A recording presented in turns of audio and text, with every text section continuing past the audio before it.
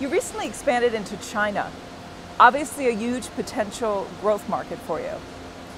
What about Alibaba? Is that a threat? How do you counter Alibaba in China? Well, I'm a big fan of China. I love China. I don't know if you know, I was a student in China 32 years ago. I speak Chinese, always been, I may be the reincarnation of a Shaolin monk, is my theory. Although I may have just watched too many old episodes of Kung Fu when I was a child. Alibaba is as good as the game. And so there'll be competition, Amazon's competition, Google's competition, competitors.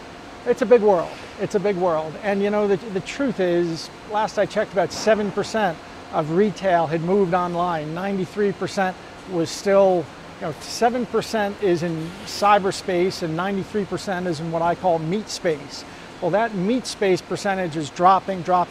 So, we're growing faster than the industry. We have for years. We've been profitable a number of years now. I think we're about the most consistently profitable pure play e-tailer I can think of off the top of my head, but and for a number of years. So, and we have a great cash flow.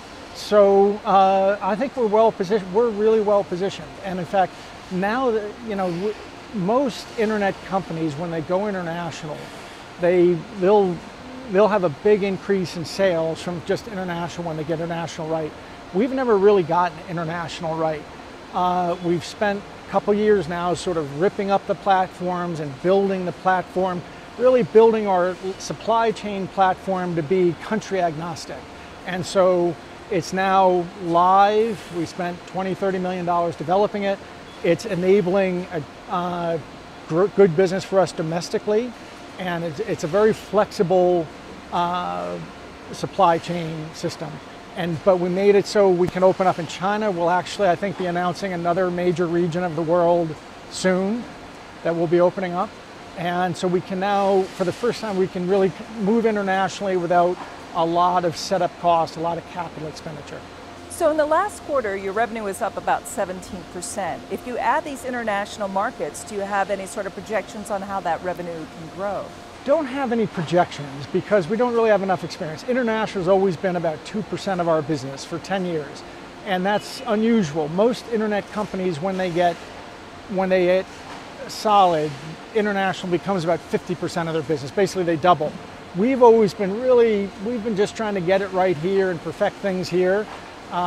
So we've never really made international emphasis. It's now, well, we opened up in China, and like I say, we'll be opening up in another major corner of the world sometime in the next few months. What does it mean about the domestic business? You're still trying to grow domestically, though, when you say. We're growing high teens here in the United States. The market in general seems to grow around 10. People say, Amazon's growing 20, 22 or something. Most of the other e-tailers are growing single digits. So it all blends out to 10, 12. We've been growing in the high teens and being profitable. So to us, this is really incremental. It took surprisingly little capital. Now that we've built this platform, to go and actually open up China took surprisingly little capital for us. Patrick Byrne of Overstock, thank you so much for your time. Thank you.